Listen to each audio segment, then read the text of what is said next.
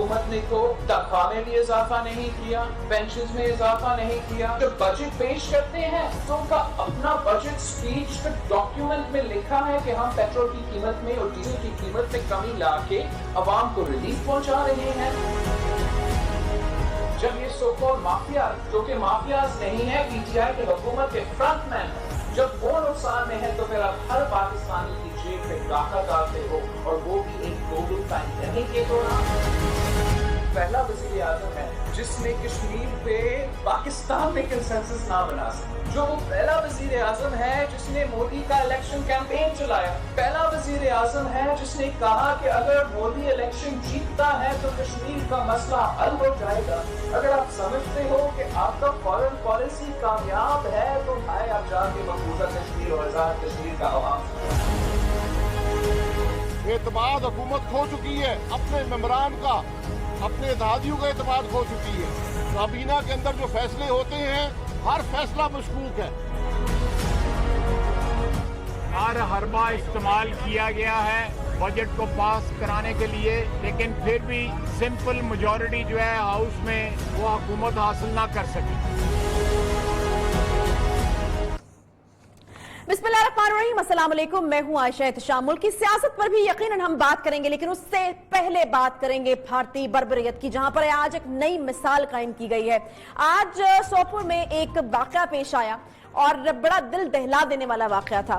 मैं आपको बताऊं कि वहां पर एक 3 साला बच्चे को उसके नाना और वो बच्चा साथ बाहर निकले किसी ज़रूरत की चीज़ की गरज से, और भारतीय फौजियों ने वहां पर उसके नाना को गाड़ी से बाहर निकाला और उस 3 साल के बच्चे के सामने ही उसके नाना को गोलियों से भून डाला। इस वक्त जो फुटेज आप टेलीविजन स्क्रीन पर देख रहे हैं वो इस 3 साला बच्चे की है, जो कि रो रहा है, बिलक रहा है, क्योंकि उसने अपने सामने एक अंधोनाक किस्म का वाकया जो है वो होता हुआ देखा है। आप कैफियत का अंदाजा लगा सकते हैं इस छोटे से मासूम बच्चे की के ज़हन का, कि कितने खौफ में वो मुब्तला होगा जब उसने देखा होगा कि किस तरीके से गोलियों से छलनी कर दिया उसके नाना को, जिनके साथ वो बाहर दूध लेने की गर्ज से जो है वो बाहर निकला था। ये एक नई मिसाल जो है वो भारत में बर्बरियत की कायम हुई है। आपको बताते चले कि फायरिंग का निशाना जो शख्स बना उसकी उम्र 60 साल बताई जाती है और बेगुनाह शहरी उसको कहा जा रहा है। उनके जो बेटे और बेटी हैं उन्होंने इंसाफ की अपील कर दी है और उन्होंने ये तमाम वाक़या बताया है कि किस तरीके से उसके बेटे के साथ जो है वो उसके वालिद साहब बाहर निकले थे और किसी ज़रूरत की चीज़ के लिए वो बाहर निकले थे, और दूसरी तरफ से जो है वो गोलियों से भून दिया जाता है एक ज़ईफ शख्स को 3 साला मासूम बच्चे के सामने। कैसे वो रो रहा था, क्या वो कह रहा था, ज़रा मैं एक दफ़ा आपको दिखाना चाहूँ। ये जा रहे हैं ना, देखो आगे इधर, देखो इधर, वो देखो आपके लिए बिस्किट भी लाए, चॉकलेट लाए, चॉकलेट मामी के पास लेके जाएंगे।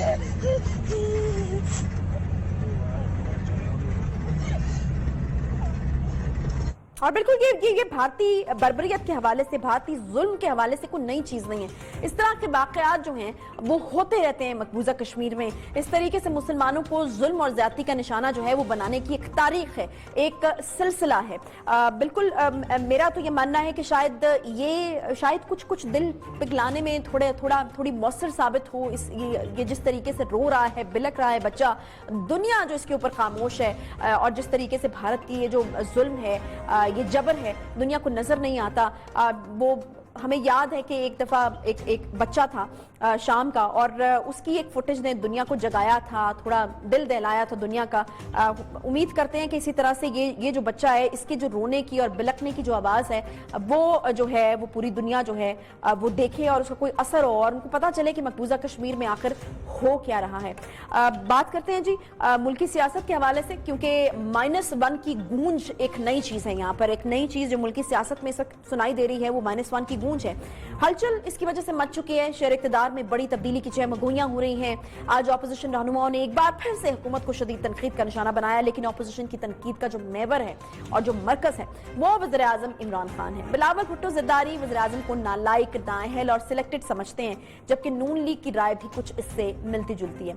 मुल्क को जब कोरोना और टिड्डी दल जैसी आफतों का सामना है, इस दौरान अब इक़्तिदार के ईवानों में बड़ी तब्दीली क्या मसले का हल है या सिर्फ अपोजिशन के मसाइल का हल है? ऐसे कई सवालात इस वक्त तमाम के जहनों में उठ रहे हैं। बिलावल भुट्टो जरदारी ने तो कहा कि वज़ीर-ए-आज़म ने खुद -1 वाली बात की, हमने नहीं की है, जबकि उन्होंने ये भी बता दिया कि वज़ीर-ए-आज़म ने आखिर इस मौके पर -1 क्यों कहा है, असल में ये पैगाम था किसके लिए।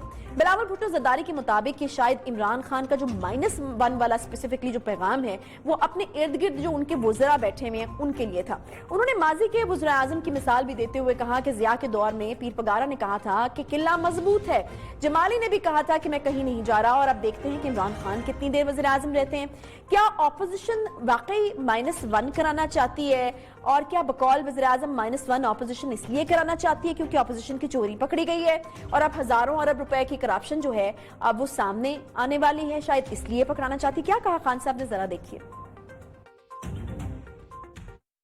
हुआ है जिस तरह अभी हमें दुबई से चीजें मिल रही हैं कि तनख्वाह क्यों मिल रही थी, इनको पता है कि हमें चीजें मिल रही हैं, इनको सबको डर लगा हुआ है कि जितनी देर ये गवर्नमेंट रहेगी इनके सारी जो चीजें जो इन्होंने ये जो कर्जा चढ़ाया था 30,000 अरब का, ये इनको पता है कि हमें चीजें मिल रही हैं, इसलिए जल्दी में किसी तरह गवर्नमेंट चली जाए, किसी तरह इनकी चोरी बच जाए। अब क्या वाकई अपोजिशन ईवान में किसी बड़ी तब्दीली के लिए मुतहर्रिक है, या वाकई वज़ीर-ए-आज़म ने यह पैगाम अपने इर्द गिर्द के वज़रा के लिए दिया था? इन्हीं मामलात पर बात करते हैं। अपोजिशन के सफ़ अव्वल के रहनुमा हैं, मुस्लिम लीग नून के सीनियर रहनुमा और साबिक वफाकी वज़ीर एहसन इकबाल साहब हमारे साथ मौजूद हैं। बहुत शुक्रिया एहसन इकबाल साहब। एहसन इकबाल साहब, सबसे पहला सवाल तो ऑब्वियसली ये वज़ीर-ए-आज़म ने जो बात की इसके हवाले से मैं करना चाहूंगी कि वज़ीर-ए-आज़म साहब जो हैं कुछ करप्शन की बात कर रहे हैं, बात तो खैर वही जो काफी अरसे से वो करते आए हैं वही वाली बात है, लेकिन वो ये कह रहे हैं कि हमारे हाथ कुछ नए सबूत लग गए हैं और शायद आप लोगों को इसी का डर है जिसकी वजह से ये हलचल आजकल आपको नजर आ रही है और आप लोग चाहते हैं कि -1 हो जाए, इमरान खान किसी तरीके से चला जाए और शायद आप बच जाएं। जी शुक्रिया। सबसे पहले तो आयशा, मैं भी जो आज कश्मीर से एक इमेज आया है उस 3 साला बच्चे का, उस बर्बरियत की बदतरीन मजम्मत करना चाहूँगा और मैं उम्मीद रखता हूँ कि ये तस्वीर ज़रूर आलमी ज़मीर को झंझोड़ेगी। लेकिन साथ ही मैं ये कहना चाहता हूँ कि ये तो एक तस्वीर है जो निकल आई है। भारत में 5 अगस्त 2019 से लेकर आज तक रोजाना इसी बर्बरियत का बाजार मकबूजा कश्मीर में गर्म किया है। ये हमारी जिम्मेदारी थी, ये पाकिस्तान की हुकूमत की जिम्मेदारी थी कि हम आलमी राय आमा हमवार करते, वहां से कर्फ्यू उठाते, उनका इंफॉर्मेशन ब्लैकआउट खत्म करते। हमने तो सिर्फ तकरीरें की हैं, हमारे यहाँ तो हर मसले का हल एक तकरीर है। आप देखिए कि हम दुनिया की वाहिद एटमी इस्लामी ताकत है और हम इतने कमजोर वाक़या हुए कि एक इस्लामी सरबराही कॉन्फ्रेंस तो खुदा एक इस्लामी वज़राए खारजा का इजलास भी कश्मीर पे नहीं बुला सकते। और इसके बाद सिक्योरिटी काउंसिल में भारत को हमने 1 वे इलेक्शन का मौका दिया कि 182 वोट लेके वो दुनिया में ये साबित करे कि उसको बहुत ज्यादा बैनुल अक़वामी कबूलियत हासिल है। मैं समझता हूँ कि ये एक लम्हा फिक्री है। और अब वजीर आजम साहब कह रहे हैं कि 1 साल जब पूरा होगा मोदी का वहां पे इनेक्टेशन को, तो उसकी हम सालगिरह के ऊपर फिर तकरीरें करेंगे, जी बड़ा जुल्म हुआ, भाई सारा साल क्या किया आपने।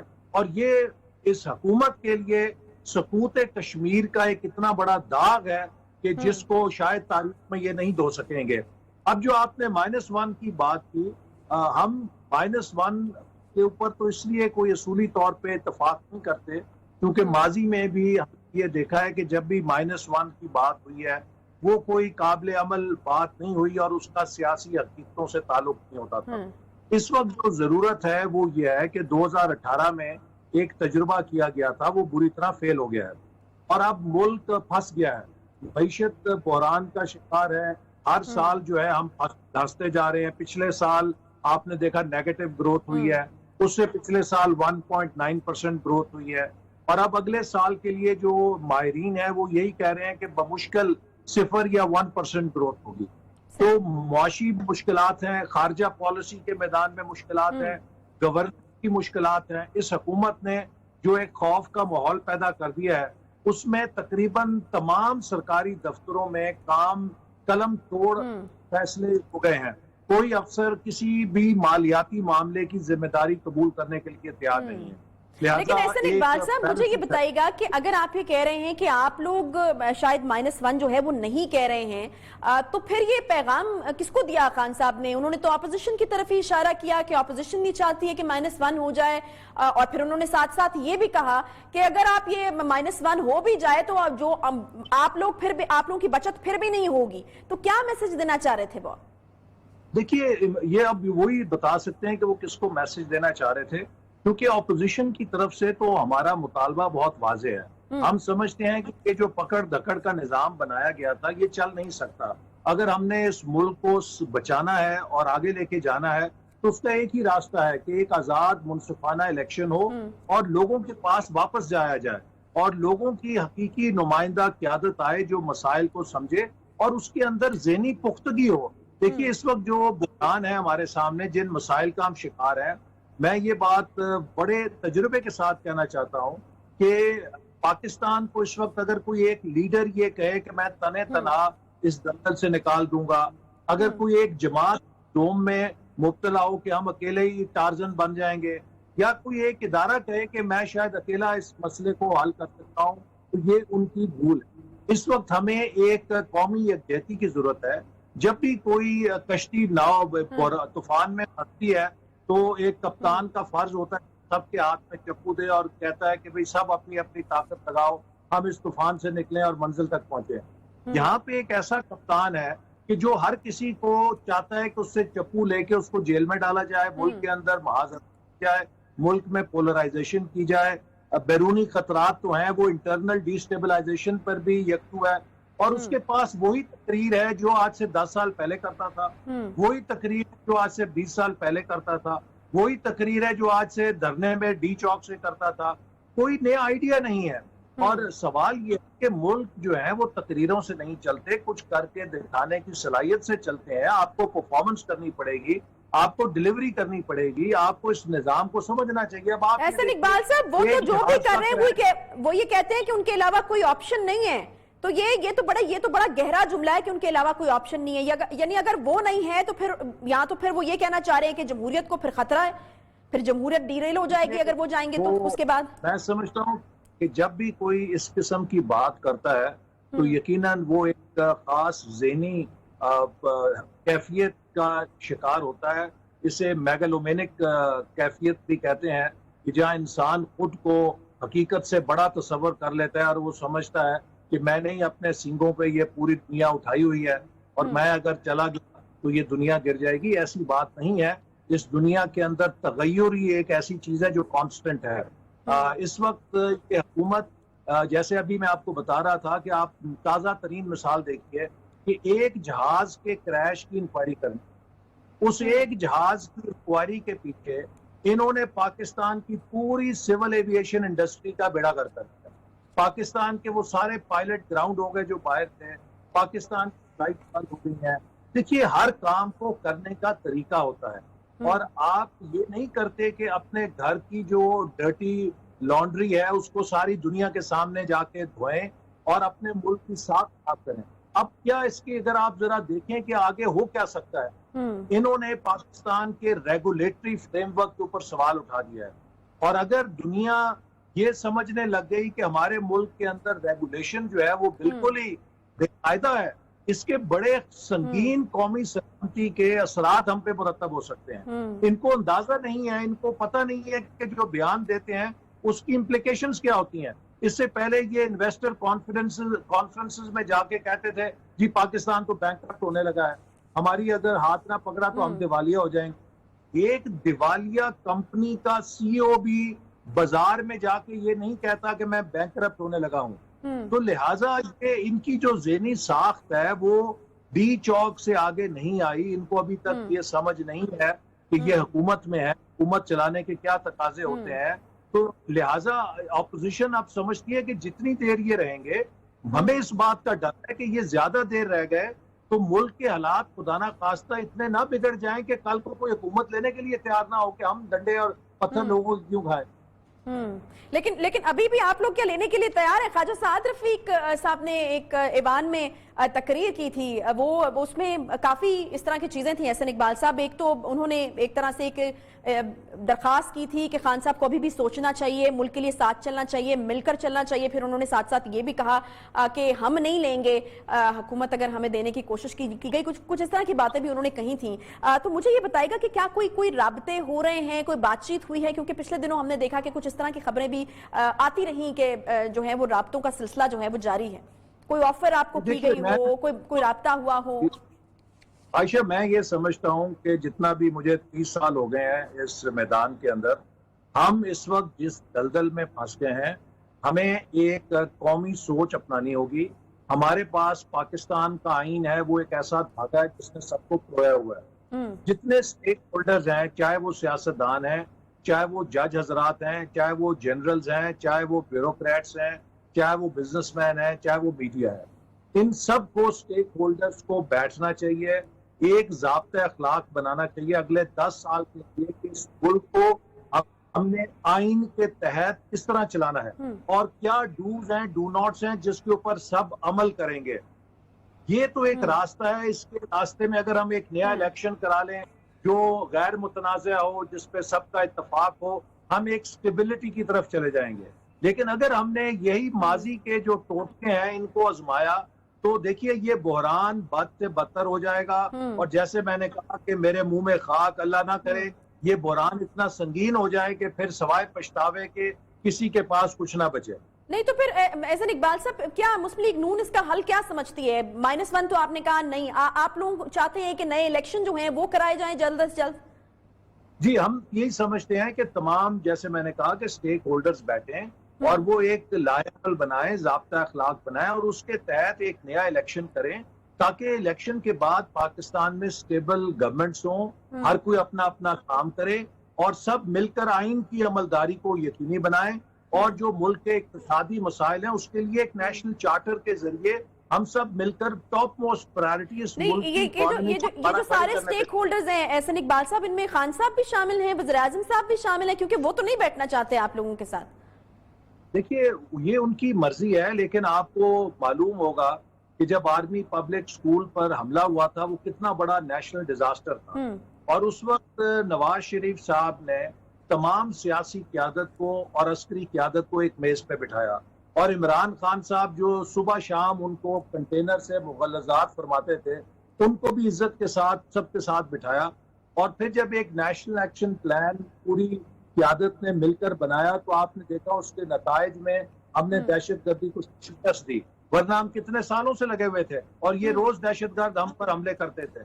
तो लिहाजा जब तक हम एक कौमी सोच नहीं अपनाएंगे, हम सब मिलकर ये नहीं सोचेंगे कि इस मुल्क को आगे कैसे लेके जाना है, और अगर एक शख्स जो है उसकी अना या उसकी ईगो माउंट एवरेस्ट से बड़ी है कि कोई वो समझता है कि मेरा हम पल्ला ही नहीं है, तो ये उसका फिर एक दिमागी फतूर तो हो सकता है, इसका उसके कीमत पे मुल्क को तो कुर्बान नहीं किया जा सकता। ठीक, अच्छा, बिलावल साहब ने भी जो है वो कुछ चीज़ें बयान की हैं। एक तो उन्होंने इल्ज़ाम लगाया कि पीटीआई जो है वो आसिफ अली जरदारी साहब को मरवाना चाहती है। फिर वो ये भी कहते हैं कि अवाम को वज़ीर आज़म के अलावा यानी खान साहब के अलावा कोई भी मंजूर है। तो एपीसी भी आप बुलाने जा रहे हैं। सुनने में आया था कि शहबाज शरीफ साहब जो हैं उनकी तबीयत जब कुछ संभलेगी तो एपीसी आप लोग बुलाने जा रहे हैं। तो कुछ हिकमत अमली अभी तय हुई है एहसन इकबाल साहब की, क्या चीज़ें जो हैं उसमें हो सकती हैं? आप लोग मिल बैठकर कोई मुश्तरका हिकमत अमली तरतीब देंगे?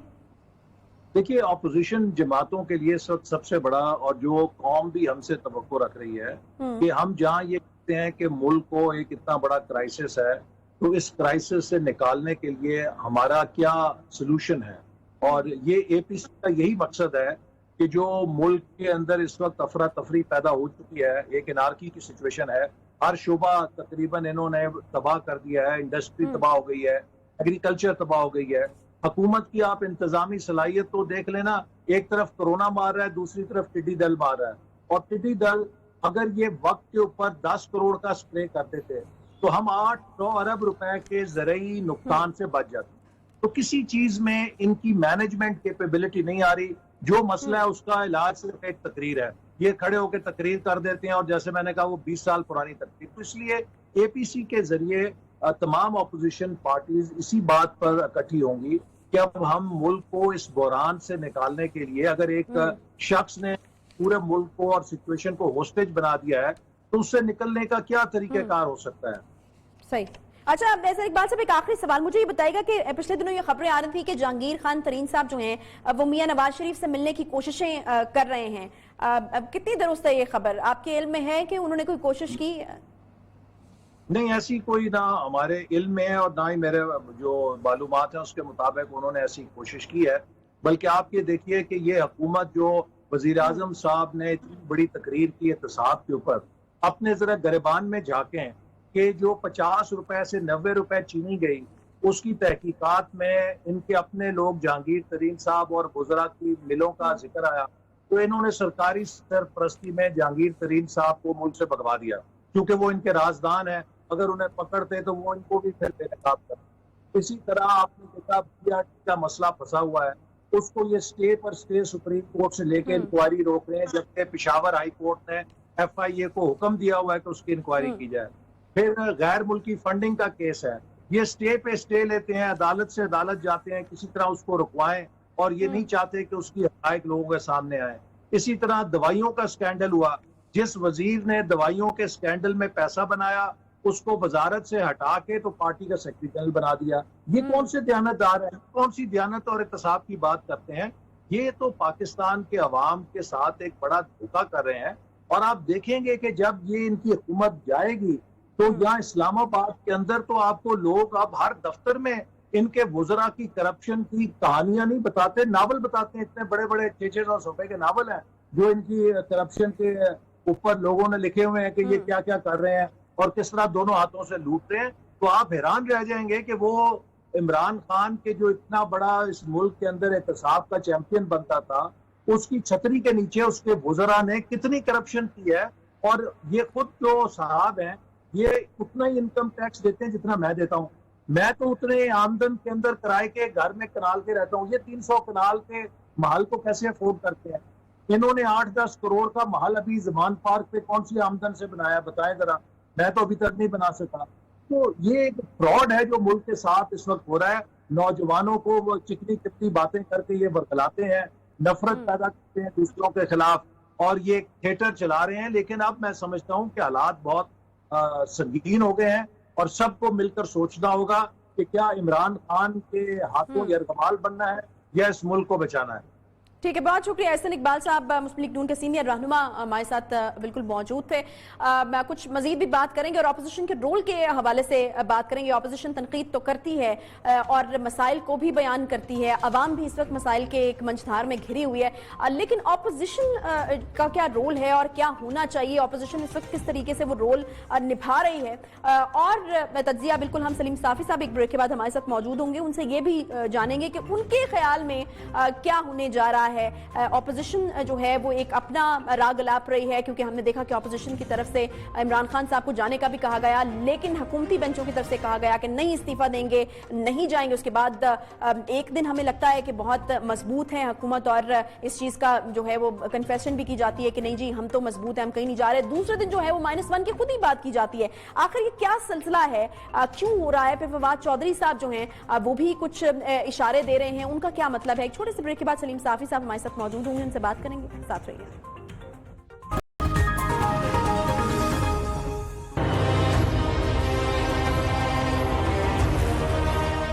यहाँ पर जो इन्वेस्टिगेशंस हुई हैं सब के सब पर इसलिए सवालिया निशान है, पाकिस्तान में सेफ्टी मैकेनिज्म का सिस्टम मौजूद नहीं है और उसमें अगर पायलट का एरर है तो उससे कहीं ज़्यादा एरर सिविल एविएशन के सेफ्टी निज़ाम में है, उससे कहीं ज़्यादा फॉल्ट जो है वो PIA की मैनेजमेंट सिस्टम्स में है, सेफ्टी सिस्टम्स में है। और अगर पायलट्स की डिग्रियों में मसले हैं, अगर एक आध डिग्री की इरेगुलरिटी है तो लाइसेंस कौन देता है, एग्ज़ाम कौन लेता है?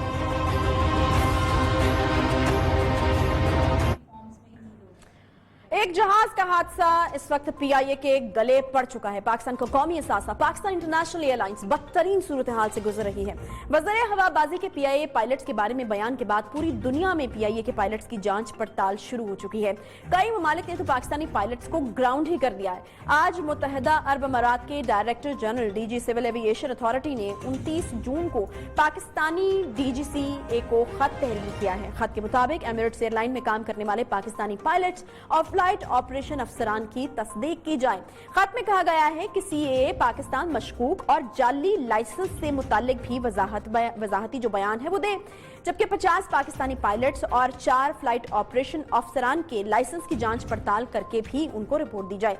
इससे पहले वियतनाम की जो एविएशन अथॉरिटी है उन्होंने भी मुश्तबा लाइसेंसेस की जो इतलात के बाद तमाम पाकिस्तानी पायलट्स जो हैं वो ग्राउंड कर दिए थे। वियतनाम के सिविल एविएशन हुकाम का कहना है कि वियतनाम की सिविल एविएशन अथॉरिटी ने 27 पाकिस्तानी पायलट्स को लाइसेंस दिया था, जिसमें से 12 काम कर रहे थे, जबकि 15 के मुआहदे जो हैं वो खत्म हो चुके थे। यहाँ वो कोरोना के बायस काम नहीं कर रहे थे। गुज़श्ता रोज यूरोपीय यूनियन और बरतानिया ने भी पाकिस्तान इंटरनेशनल एयरलाइंस की परवाजों पर 6 महीने की पाबंदी आयद कर दी है, जिसके बाद हुकूमती काविशों से इस मामले को फिलहाल मशरूत तौर पर मुलतवी कर दिया है। ताहम अभी भी पाबंदी की तलवार जो है वो पीआईए पर लटक रही है। आज इस मामले पर हाईकोर्ट में वज़ीर हवाबाजी के इस्तीफे के मामले पर दरखास्त की समाअत हुई, जिसके बाद चीफ जस्टिस हाईकोर्ट ने दरखास्त को मुस्तरद कर दिया, लेकिन खुद वफाकी काबीना भी इस मामले को निपटाने के हवाले से मुतमिन नहीं है। आज असद उमर और शाह महमूद कुरैशी ने भी वफाकी काबीना के इजलास में खुलकर बात की है और ये कहा है कि पीआईए की जाली डिग्री के मामले से बदनामी और जगहसाई हुई है। शाह महमूद कुरैशी ने कहा कि इस मामले को बेहतर तरीके से भी हैंडल किया जा सकता था, जबकि असद उमर ने कहा कि पायलट्स की अहलियत और डिग्रियों का मामला हसास है, इसे फहमो फरासत से देखा जाना चाहिए। अब क्या वज़ीर हवाबाजी को खुद इस मामले पर मुस्ताफी हो जाना चाहिए या नहीं, क्योंकि माजी में वज़ीर आज़म अक्सर रेल के हादसात पर भी उस वक्त के वज़ीर रेलवे से अखलाकी तौर पर मुस्ताफी होने का मुतालबा करते रहे हैं। हुकूमत जो है वो इन मामलात को किस तरह से देख रही है, और फिर हमने ये देखा है कि जैसे ही ये तमाम मामला जो होता है उसके बाद फिर एक दफ़ा जो है वो बॉल जो है हुकूमत के कोर्ट में चली जाती है। अगर इस्लामाबाद हाई कोर्ट की जानिब से कहा जाता है कि वज़ीर आज़म का सवाबदीद है, वज़ीर आज़म का इख्तियार है, तो ऑब्वियसली वज़ीर आज़म के कोर्ट में ही बॉल चली जाती है। इस वक्त हम देख रहे हैं कि हुकूमत को मुख्तलिफ जो है वो मुश्किलात का सामना है, इस वक्त घिरी हुई है मुख्तलिफ मुश्किलात में। पेट्रोल का बहरान देख लीजिए, या फिर पीआईए का ये मसला देख लीजिए, या फिर आटा चीनी के हवाले से जो रिपोर्ट आई थी उस पर कार्रवाई के हवाले से हुकूमत को तनकीद का निशाना बनाया जा रहा है। तो ये जो क्रिटिसिज्म है हुकूमत के ऊपर हर गुजरते दिन के साथ बढ़ रहा है। फिर हम देख रहे हैं कि ईवान में अपोजिशन जो है वो भी तनकीद का निशाना बना रही है, उनके वॉकआउट चल रहे हैं, खान साहब तकारीर कर रहे हैं, मुख्तलिफ बातें कर रहे हैं, और आजकल तो बड़ी इंटरेस्टिंग किस्म के स्टेटमेंट्स जो हैं वो खान साहब की तरफ से सामने आ रही है। तो ये तमाम ओवरऑल इस वक्त क्या सूरत हाल है, इसी पर बात करने के लिए सीनियर सहाफ़ी और तज्ज़ियाकार सलीम साफ़ी साहब हमारे साथ मौजूद हैं। बहुत शुक्रिया साफ़ी साहब प्रोग्राम में ज्वाइन करने के लिए। सबसे पहले तो एक सीधा सा सवाल ही मैं आपसे करूंगी कि ये चाय की प्याली पर तूफान है या फिर किसी और तब्दीली का इम्कान है? ऐसे देखें कि तज्जिया या प्रिडिक्शन उस निज़ाम में की जा सकती है कि जिसका कायदा और ज़ाब्ता हो।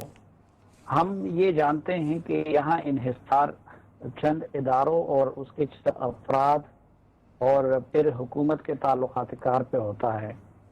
तो एक चीज़ जो वाज़ेह है वो ये कि तो ये एक जाली और मसनूई निज़ाम था जो कि इलेक्शन से पहले और इलेक्शन के दौरान आरटीएस सिस्टम को इस्तेमाल करके, मीडिया को इस्तेमाल करके, अदालत से काम लेके और स्क्वीज करके पॉलिटिकल पार्टीज को, और फिर मुख्तलिफ मुतज़ाद नज़रियात और पस मंज़र की हामिल ताकतों को इकट्ठा करके, मतलब कहाँ MQM और कहाँ पे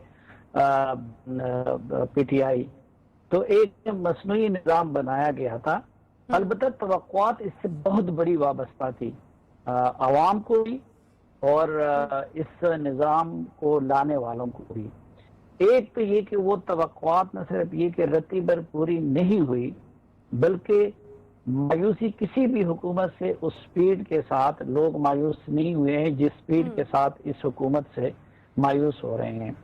दूसरा, हुकूमत सिरे से चल ही नहीं पा रही, यानी जितना सपोर्ट इदारों की तरफ से इस हुकूमत को दिया गया, कम से कम मेरी सहाफती जिंदगी में मुझे किसी और हुकूमत को वो सपोर्ट देखती हुई नहीं मिली। लेकिन उसके बावजूद न सिर्फ ये कि गाड़ी चल नहीं रही है, बल्कि मुल्क और खुसूसन मईशत को हत्ता कि सियासत और माशरत को बड़ी तेजी के साथ जवाल की तरफ ले जाया गया। अभी आप देखें कि ये कोई तसव्वुर कर सकता था, तवक्कुआत तो ये थी कि इमरान खान साहब को वज़ीर आज़म बनाने के बाद मुल्क पे डॉलरों की बारिश हो जाएगी, बाहर से लोग सरमाया भेजेंगे और पाकिस्तान का जीडीपी वो इंडिया और चाइना को भी मात दे जाएगा। तो ये भी हमारी सहाफती जिंदगी का पहला वाकया है कि किसी मुल्क का जीडीपी ग्रोथ वो 6 पॉइंट से आके माइनस तक आ गई। नहीं तो साफी साहब क्या क्या कहा जाए कि अदराक हो गया है, क्या अदराक हो गया है लेकिन कोई मुतबादल जो है वो समझ में नहीं आ रहा, ये कहा जाए? नहीं, ये तो देखें पाकिस्तान में अगर आप दुनिया में देखें तो सद्दाम हुसैन भी ये सोच रहा था कि मेरा कोई मुतबादिल चॉइस नहीं है, उस मुबारक भी सोच रहा था। और पाकिस्तान के अंदर अगर हम आ जाएं तो नवाज शरीफ भी इसी जोम के शिकार थे, भुट्टो भी इसी जोम के शिकार थे, लेकिन खैर वो तो उसी तरह के बाइख्तियार लोग थे। ये तो बेसिकली बुनियादी तौर पर अगर आप मुआजना करना चाहें तो ये मीर ज़फरुल्लाह जमाली और शौकत अजीज की जगह पर बैठे हुए हैं। ठीक है, इनका अपना एक पस मंजर है, एक पॉपुलर लीडर थे, पॉपुलर क्रिकेटर थे, लेकिन ये जिस तरीके से उनकी हुकूमत लाई गई थी तो ये भी उसी रास्ते से आए हैं। तो जमाली साहब भी एक दिन पहले तक कह रहे थे कि मेरा कोई चॉइस नहीं है, लेकिन सवाल ये है कि अगर और यहाँ ये भी हकीकत है कि इस वक्त अपोजिशन का रोल वो भी इंतहाई मुजरिमाना है, बल्कि ना पीपल्स पार्टी की सियासत अपोजिशन की है, ना मुस्लिम लीग नून की सियासत अपोजिशन की है। और वो पहले दिन से जो एक बात मैं अर्ज करता हूँ कि बदकिस्मती से जिसको हुकूमत दिलवाई गई है उनको हुकूमत करना नहीं आता, और जिनको अपोजिशन में धकेला गया है तो उनको अपोजिशन करना नहीं आता। तो सरदस्त तो ये दिखाई देता है, और इसी जोम के इमरान खान साहब शिकार भी हैं कि मेरे सिवा कोई चॉइस नहीं है। लेकिन हम जैसे तालिब इल्मों का अंदाजा ये है कि अनकरीब वो वक्त आने वाला है कि जब मुल्क की सलामती और इमरान खान के इक़्तिदार में से किसी एक का चॉइस करना पड़ेगा। नहीं तो साफी साहब वो वक्त क्या 6 महीने तक आ सकता है? क्योंकि 6 महीने के हवाले से तो काफी बातें हैं ना। फवाद चौधरी साहब ने भी वो बात की है कि वज़ीर आज़म साहब ने काबीना में कहा है कि 6 महीने तक का वक्त है। फिर अब उन्होंने खुद भी -1 की बात कर ली है कि -1 की जो है वो अपोजिशन चाहती है कि -1 हो जाए, लेकिन अगर -1 हो जाए तो खान साहब के बगैर पीटीआई क्या है? एक तो ये तो फिर करने वालों की मर्जी होगी कि वो क्या तरीका करते हैं। जहां तक अपोजिशन वाले हैं तो अपोजिशन के पास भी इस वक्त अपना कोई फार्मूला नहीं है, वो भी हालात के इंतजार में बैठे हुए हैं और इस निज़ाम की बिसात को बिछाने वालों के इंतजार में बैठे हुए हैं कि वहां की तरफ से क्या फार्मूला सामने आता है। अगर मेरी तालिब इल्माना राय हो तो मैं तो ये कहूँगा कि न इन हाउस चेंज मसले का हल है, ना इमरान खान साहब को माइनस करना मसले का हल है, बल्कि असल हल इस मुल्क का ये है कि जल्द अज जल्द फ्री एंड फेयर, पिछली मरतबा की तरह के नहीं, हकीकी मानों में फ्री एंड फेयर इंतखाबात किए जाएं, और इस मुल्क को इस वक्त ग्रैंड डायलॉग और ग्रैंड रिकन्सिलिएशन की जरूरत है, और ऐसी फिजा पैदा की जाए तमाम इदारों के और तमाम स्टेक होल्डर्स के मुकालमे से कि जो मुल्क जिस तबाही तक पहुंचे या जो चैलेंजेस हैं वो मेरे ख्याल में इस वक्त ये जो पार्लियामेंट है इसमें तो आप अगर कुछ भी कर लें तो इसमें तो किसी को भी लीडर ऑफ द हाउस बना दे तो वो ये इस मुल्क के मसाइल को हल नहीं कर सकती, और शायद सिर्फ फ्रेश इलेक्शन भी किफायत ना कर जाएं। लेकिन अब जाहिर बात है कि ये तो हमारी ख्वाहिश है या हमारा अंदाजा है, हमारा तज्जिया है, होगा तो वही जो करने वाले चाहेंगे। लेकिन करने वालों की तरफ से ही कोई इशारा है जिसकी वजह से खान साहब ने जो है ये पैगाम दिया है अपनी काबीना को? ये पैगाम को आप किस तरह से देख रहे हैं, और आखिर ये वार्निंग क्यों जारी की गई? चौधरी साहब ने जिन 6 महीनों की बात की है, और इसको तो अब कुछ महीने हो भी गए। अच्छा, ये बेसिकली एक तो इमरान खान साहब को वार्निंग दी गई है या मोहलत दी गई है कि भाई 6 महीने से ज्यादा ये मुल्क फिर इन हालात में आपको बर्दाश्त नहीं कर सकेगा अगर आप डिलीवर ना कर सके। تو فواد چودھری نے عمران خان صاحب کی جس مہلت کا ذکر کیا ہے وہ عمران خان صاحب کو وہ مہلت دی گئی ہے. دوسری ایک تبدیلی اس وقت ہمیں یہ نظر آ رہی ہے ریسنٹ پاسٹ میں کہ پہلے ہر طریقے سے اس حکومت کے مسائل کو بھی دوسری طرف سے حل کرنے کی کوشش کی جاتی تھی. بیرونی ممالک میں بھی ان کے مسائل حل کیے جاتے تھے, پارٹی میں بھی ان کے مسائل حل کیے جاتے تھے, اتحادی بھی اگر ناراض ہو جاتے تھے تو وہ بھی ان کے لیے منائے جاتے تھے, میڈیا مینجمنٹ بھی ان کے لیے کیا جاتا تھا. اب کچھ عرصے سے یہ نظر آ رہا ہے کہ وہ معاملہ ان پہ چھوڑ دیا گیا ہے کہ ذرا آپ اپنے بازو آزما کے ہمیں دکھا دیں.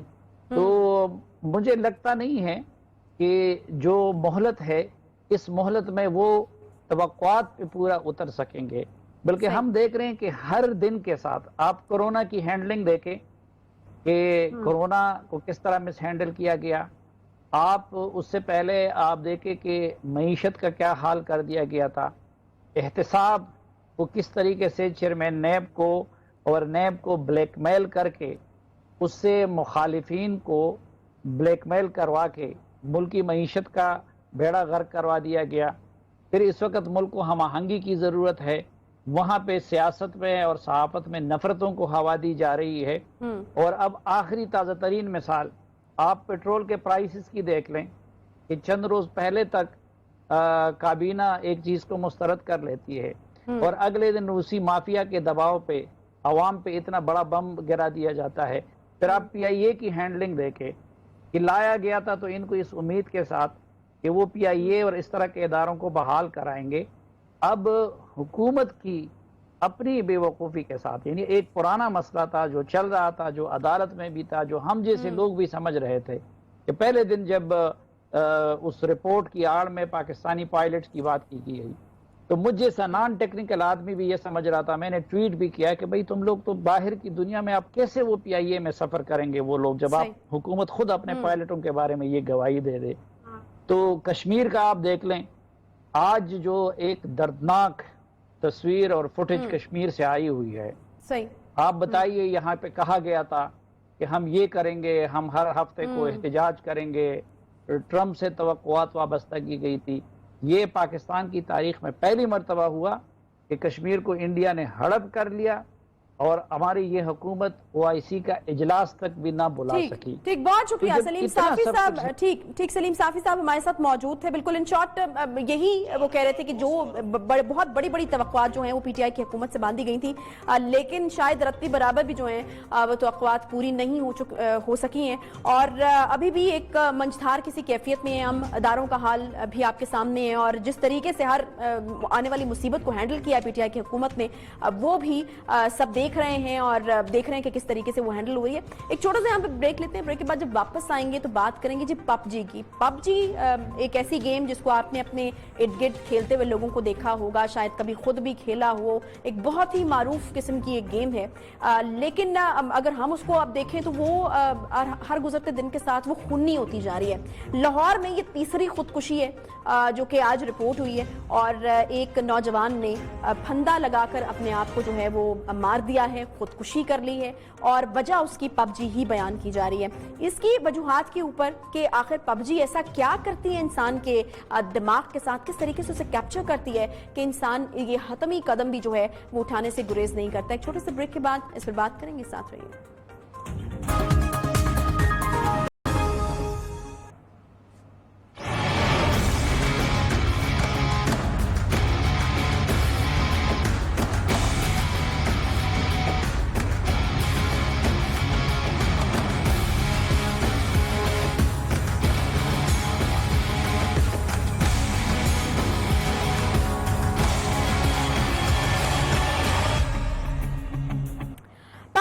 گیم ہے یا قاتل آلہ, اس ویڈیو گیم سے پاکستان میں گزشتہ کچھ عرصے میں خودکشیوں میں اضافہ ہوا ہے.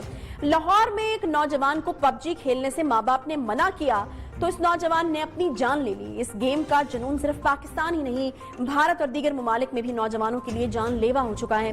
ویڈیو گیمز میں بچے اس قدر گم ہو جاتے ہیں کہ انہیں دنیا تک کی خبر نہیں رہتی, اور اگر وہ اس گیم سے دوری برداشت نہیں کر سکتے بالکل بھی ان کے لیے ناقابل برداشت ہو جاتی ہے یہ چیز. آج پاکستان ٹیلی کمیونیکیشن جو اتھارٹی ہے پی ٹی اے, انہوں نے ملک میں مقبول آن لائن گیم پب جی پر عارضی طور پر پابندی عائد کر دی दी है। पीटीए की तरफ से बयान जारी हुआ जिसके मुताबिक मुख्तलिफ हलकों से मिलने वाली शिकायत को देखते हुए पीटीए ने पबजी गेम को आर्जी तौर पर मुअत्तल करने का फैसला किया है। बयान में बताया गया है कि पीटीए को इस गेम के खिलाफ लातादाद शिकायत मौसूल हुई थी जिनमें कहा गया था कि ये गेम अपना आदी बना देती है, वक्त का ज़िया और बच्चों की ज़हनी और जिस्मानी सेहत पर भी मनफी किस्म के असरात जो हैं उनका बाइस बन रही है। इससे कबल एक और गेम आपको याद हुई, ब्लू वेल चैलेंज के नाम से एक ऑनलाइन गेम आई थी जो खुदकुशी पर उभारने वाली गेम बताई जाती थी और उसकी इतला दी गई थी जिसके जरिए नौजवानों को 50 रोज के लिए 50 टास्क दिए जाते थे।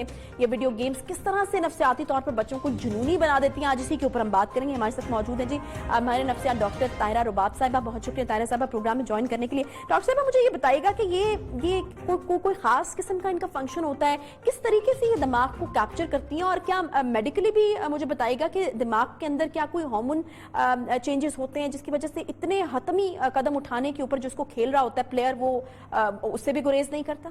बेसिकली आयशा एक चीज़ समझने की ये है कि जब आपका एक्सपोजर किसी विजुअल मैसेज से या गेम से जितना ज़्यादा होता है आपका दिमाग उसको रिएक्ट करता है, उसको रिस्पॉन्स करता है।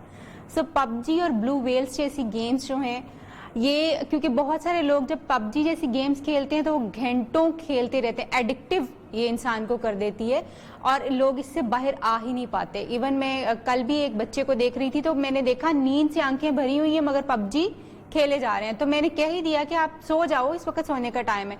लेकिन ये इतनी एडिक्टिव है कि लोग इससे बाहर नहीं आ पाते और उसके साथ साथ क्योंकि इस गेम में वायलेंस बहुत ज्यादा होता है और टारगेट किलिंग भी हो रही होती है। सो वो वायलेंस और टारगेट किलिंग जो है दोनों ही इंसान को एक तो उसके अंदर एग्रेशन पैदा कर देती है यानी गुस्सा पैदा करता है और दूसरा वो तशद्दुद पसंद भी हो जाता है यानी दूसरों पे भी तशद्दुद कर सकता है और अपने ऊपर भी कर सकता है। सो गेम्स जब लोग खेल रहे होते हैं, मोस्टली गेम्स तो एक पॉजिटिव एक्टिविटी भी है कि लोग गेम्स खेलते हैं, अपने एग्रेशन को निकालते हैं, फिर बहुत सारी नई क्रिएटिव चीजें भी उससे सीखते हैं। मगर क्योंकि गेम्स एक वर्चुअल रियलिटी है, ये रियलिटी से बहुत दूर होती हैं। वो लोग जो कि गेम की दुनिया में रहने के आदी हो जाते हैं उनका कनेक्शन रियलिटी के साथ डिस्कनेक्शन में आ जाता है यानी उससे वो कट जाते हैं। सो गेम्स खेलने वाले बहुत सारे लोग जो कि वर्चुअल गेम्स खेलते हैं वो ज्यादातर उसी चीज को रियलिटी समझते हैं जिसके साथ वो प्ले कर रहे होते हैं। पबजी खेलने वाले लोग भी क्योंकि बहुत ज्यादा एडिक्टिव ट्रेड्स और फिर उसी के साथ बहुत टाइम रहते हैं, इस वजह से उनके अंदर एग्रेशन, दूसरों की बात को ना कबूल करना और फिर कभी अपने आप को नुकसान पहुंचाना और कभी दूसरों को नुकसान पहुंचाने जैसी आदत जो है वो डेवलप हो सकती हैं। अगर हम इसकी हिस्ट्री का थोड़ा सा जायजा लें तो पता चलेगा कि ब्लू वेल्स जैसे जो थी और पबजी जैसी जो गेम्स हैं इनको बनाने वाले लोग जो हैं वो खुद भी साइकोपैथ्स थे, वो कोई नॉर्मल इंसान नहीं थे कि जिन्होंने ये गेम्स बनाई हैं। हर वो चीज़ जो कि वायलेंस लेके आती है, जिसको प्लान करने वाला, जिसने प्लान एक वायलेंस चीज़ की होगी उसके अपने पीछे भी बहुत सारे ऐसे मुहरकात होते हैं जो उसकी एंटी सोशल पर्सनैलिटी और साइकोपैथोलॉजी को जो जाहिर कर रहे होते हैं। सो ब्लू वेल्स बनाने वाला बंदा भी एक साइकोपैथ था और इसी तरह से पबजी गेम की भी हिस्ट्री है कि ये कोई नॉर्मल इंसान जो है वो इस तरह की चीज़ें नहीं बनाता। नॉर्मल इंसान लोगों के लिए पॉजिटिव गेम्स, क्रिएटिव गेम्स और जो कि इंसान के दिमाग को पॉजिटिविटी दे सके उसकी तरफ जो है वो लेके जा रहे होते हैं। अच्छा डॉक्टर साहब, अगर हम मसले के हल की तरफ आए, क्योंकि अब ऑब्वियसली एक लॉकडाउन का सिलसिला था, बच्चे बहुत ज्यादा जो हैं वो रियल वर्ल्ड से तो कटे हुए थे तो अपने घरों में बैठकर इंटरनेट के ऊपर या इस तरह की गेम्स के ऊपर जो है वो तमाम वक्त दे रहे थे। मुझे ये बताएगा कि पीटीए की कितनी जिम्मेदारी आती है और फिर आपको नहीं लगता कि इस तरह की चीज़ों के अंदर जहाँ पर इस हद तक जो गेम्स हैं वो बच्चों को ले जाती हैं या लोगों को ले जाती हैं जो उसे खेल रहे होते हैं, जो माहिर नफ्सियात हैं आप जैसे, उनको इन्वॉल्व करना चाहिए, उनको बिठाना चाहिए और हर गेम तक रसाई नहीं होनी चाहिए।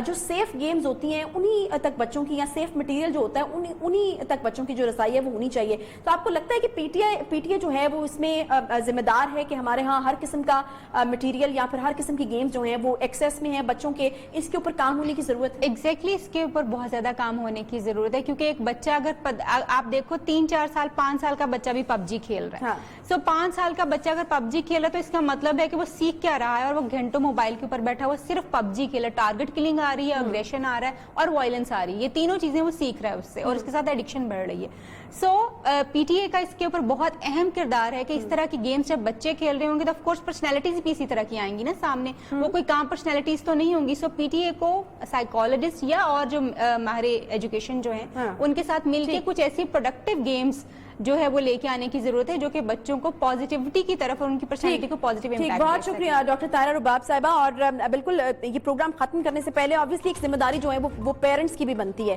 कि हर किस्म की गेम, अगर आपका बच्चा बिजी है इंटरनेट के ऊपर, तो यहाँ तो बहुत सारे हमारे यहाँ सादा लोग होते हैं जिनको लगता है कि शायद बच्चे पढ़ाई कर रहे हैं, पढ़ाई भी ऑब्वियसली इंटरनेट के ऊपर हो रही होती है, या फिर बच्चे गेम्स खेल रहे हैं तो आप कहते हैं कि ठीक है अपना टाइम वो गुजार रहे हैं, ठीक है, लेकिन हर गेम जो है वो आपके बच्चों के खेलने वाली नहीं होती, तो पेरेंट्स को भी एक जो है वो नजर बच्चों पर रखने की जरूरत है। बहरहाल जो पीटीए की जिम्मेदारी है या जो इस तरह के रिलेटेड इदारे उनकी जो जिम्मेदारी उनके ऊपर तो हमने बात की, लेकिन सबसे पहले जो है वो पेरेंट्स को जरूर अपनी जिम्मेदारी का जो है वो एहसास करना चाहिए, क्योंकि ये गेम्स जो हैं वो जानलेवा तक साबित हो रही हैं। इसके साथ ही प्रोग्राम का वक्त यहाँ पर खत्म होता है। इंशाल्लाह आपसे कल मुलाकात होगी। ख्याल रखिए अपना। अल्लाह हाफ़िज़।